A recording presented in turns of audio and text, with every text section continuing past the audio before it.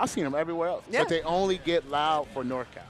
And I respect that, right? It's, you know, it's showing allegiance to your region. And, you know, like we were talking about at the beginning of this broadcast, right? This is kind of like a big Cali in-house for a lot of Strive. You know, like, this is going to be a little SoCal, NorCal. It's going to be kind of fun. So both regions, you got to put on for your players.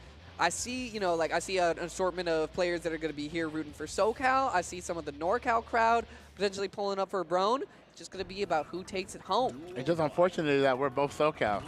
But, you know, we are very good at being unbiased. Yeah, no, we here, you know, we're not from SoCal or anything. Yeah, you know, we're rooting for California.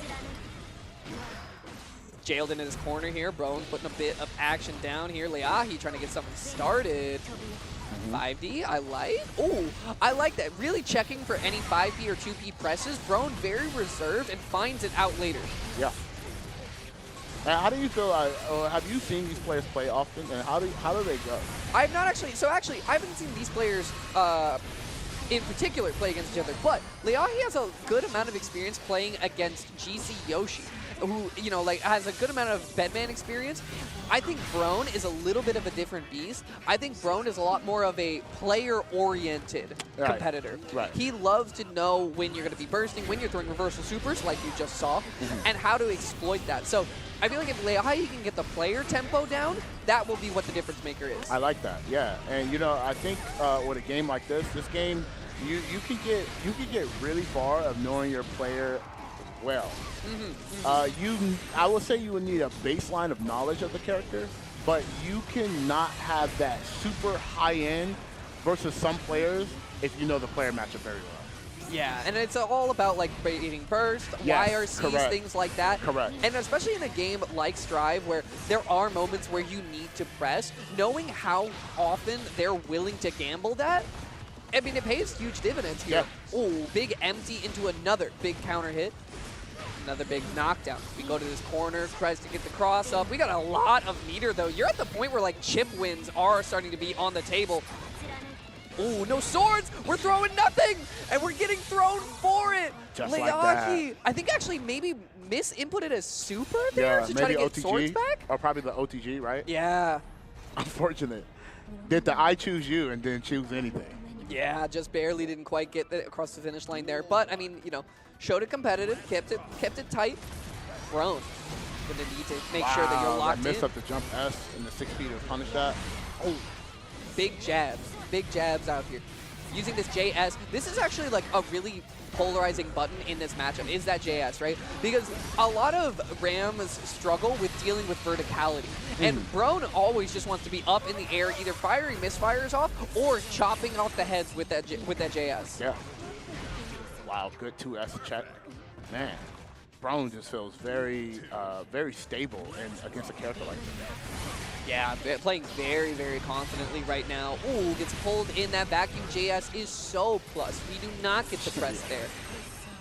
Cracking the glass, no positive tension, but might not even need it. There's not a lot of HP left, and that super is just going to chunk through the last of it. Yo, that was so fast. Yeah. That was 9 seconds. That was a...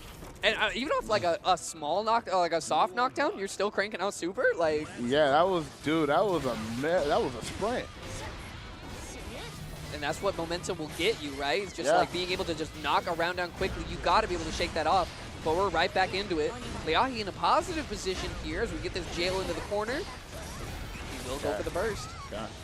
Lēʻahi, I think they're trying to find the timing now. Sometimes you got to get comfortable with a character like this, so it takes time for a player like this to get used to it. They're not doing really well right now, but doesn't mean they're out.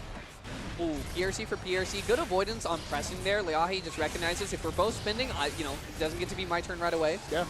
Weathering the storm. You have your swords back in your hands. Good block. Defense. The 5P just a little bit too early. Yeah. And we take it to the bank. Brone putting Lēʻahi's life on the line. Yeah, I could just tell Lēʻahi is not comfortable with archetypes like this. Don't feel as confident. Like you said, the vertical movement, the vertical normals is just giving her a hard time right now. Yeah, and getting crushed through the glass once again. You have burst. You need to just find an opportunity to get the hits that you need. Empties into the low, and a burst read to go.